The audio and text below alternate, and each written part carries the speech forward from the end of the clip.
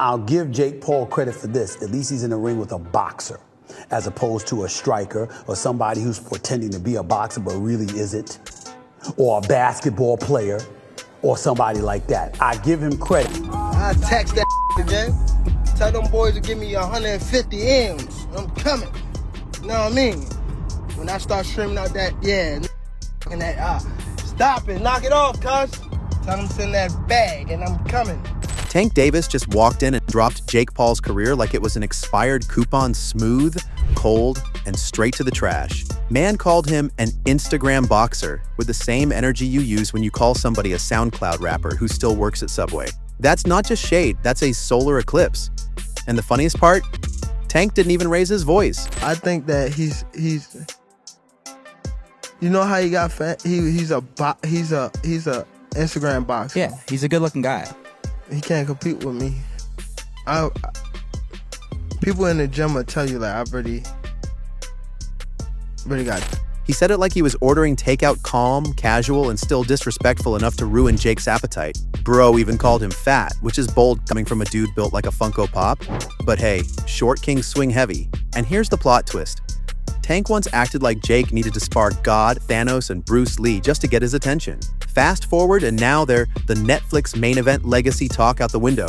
Jake. Clown. Would you look at it as a joke if someone, if your team was like, yo, we want you to fight Jake Paul? Would you be like, come on, man? I laugh at him. Did you ever do a fight like that? I feel as though in my career I can't do that right now. I'm not a Floyd Mayweather. I ain't no Manny Pacquiao or no Canelo. I think that I should actually still gotta have my foot on the gas as far as boxing. And suddenly, Tank's legacy got a price tag. That's the biggest U-turn since Fast Furious 9.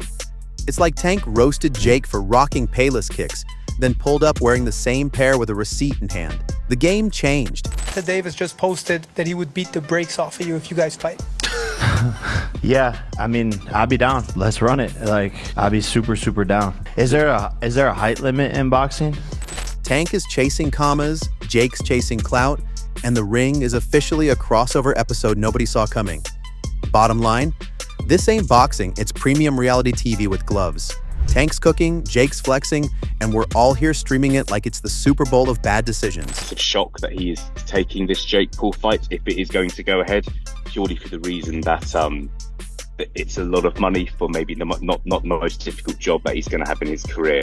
This whole setup feels less like Tank defending a belt and more like Tank defending his Yelp reviews. You, me, everybody knows if Jake Paul even breathes on Tank in the right round, the internet gonna turn Tank's 29. 0 into 0, 29 in memes. Jake's the underdog with insurance, he could trip over the ropes, get knocked into the third row, and still walk away with headlines saying, respect, he fought a champ. Meanwhile, Tank's playing on nightmare mode. One bad night, one sleepy punch, and suddenly Twitter got him photoshopped as the new face of Planet Fitness. And Ryan Garcia? Bro's out here adding seasoning to the beef, saying Tank hitting 195 is delusional, like we about to see Tank Davis show up looking like he's auditioning for Fast Furious 12, Protein Shake Drift. Imagine Tank pulling up with Vin Diesel arms and Tyrion Lannister height. Comedy writes itself. But the real scary part? You nailed it, boxing ain't running on belts anymore. It's running on Wi-Fi and pay-per-clicks. Legacy is getting pawned off for spectacle. Netflix holding the camera, Jake holding the algorithm, and Tank's holding his reputation in a chokehold. Ryan said it best, every money fight is less about the sweet science and more about the circus tent. The gloves are real, but the game is scripted like a season finale. Jake Paul's coach really came through sounding less like a trainer and more like a financial advisor with boxing gloves. Man basically said, forget belts, forget legacy, it's all about stacking cheddar before you end up with bad knees and a job at Home Depot. And look, he's not lying. History's full of legends who fought for pride and ended up bussing tables with cauliflower ears. But when a corner man starts talking like belts are just dusty knickknacks next to grandma's porcelain cat collection, that's when you know boxing's GPS has officially rerouted from Hall of Fame Drive to Cash Grab Boulevard. And the sales pitch? Hilarious. He's out here hyping Jake's height, reach, size advantage like he's filling out a science fair trifold. Hypothesis, taller man punches shorter man. Materials boxing gloves, Netflix deal, delusion. But this ain't algebra homework, bro. Tank Davis doesn't care about your angles and equations. He turns miscalculations into ambulance rides. It's one of those situations where It just doesn't make sense to anybody that's a real boxing fan. It doesn't make sense at all. Any chance that the fight is exciting? I don't think. Then Coach doubled down with the "you fans don't understand, you've never bled in the gym, never woke up broken just to go broke." Respect, Coach, that's real. Fighters deserve the bag. But let's not pretend this fight is some noble crusade for fighter welfare. We see the money play crystal clear. Tank versus... Jake isn't rewriting boxing history, it's flipping it into a hustle disguised as a blockbuster. Jeff Mayweather walked in like the uncle at the cookout who don't waste words, just grabs a plate, leans back and drops gems. And when he said, "This fight makes no sense at all," he wasn't exaggerating. Bro looked at Tank versus Jake the same way you look at pineapple on pizza, technically possible, but absolutely disrespectful to tradition. To Jeff, this whole matchup feels like somebody wrote names on slips of paper, threw them in a fishbowl, and Netflix said, "Yeah, that's our main event," and he's got receipts.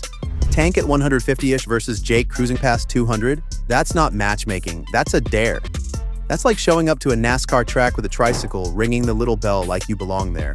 Sure, it rolls, but who really wants to see it in the race? Then Jeff turned the knife a little deeper. Says this being an exhibition basically guarantees both guys get the winner treatment, which is peak circus logic, no losers, just vibes. But the coldest take? Jeff hinting Tank might already have one foot in retirement, using this fight to cash out instead of running it back with Roach. And you, me, everybody who watched that first scrap knows if Tank exits stage left without that rematch, boxing Twitter will hound him forever. Forget belts, forget paydays, that unfinished business is gonna haunt his resume like a ghost that never got exercised. Like the substitute teacher who finally says what the whole class was thinking. This fight is a bad mismatch. And he didn't even try to dress it up. Man basically said, "Tank, you got Haney, Shakur, Tio, real smoke in your weight class, and you swerved all of them for Jake Paul? That's not strategy, that's skipping a prime ribeye to scarf down nachos from a gas station that closes at midnight." And Amir's angle is brutal but fair. UFC don't play that you never see a featherweight calling out a YouTuber between title fights. But in boxing, whole circus tent, popcorn machine, Netflix cameras, and Tank in the center ring juggling his legacy for a quick payday. Khan even said if he was Tank's promoter, he'd have put him in with killers like Shakur or Haney, not a crossover exhibition with Jake. And the part that stung the most?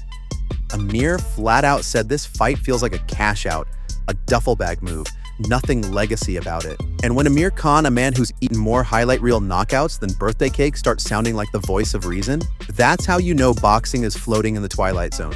But here we are, Jake Paul versus Gervonta Davis. Jake's bringing the size, the reach, and the social media circus. Tank's bringing TNT in both hands, and the kind of power that turns defense drills into nap time. Prediction? I'm calling Tank by stoppage once he gets inside the reach. But you already know the drill, drop your picks in the comments, hit that like button, and subscribe for more fight talk before the circus really hits town.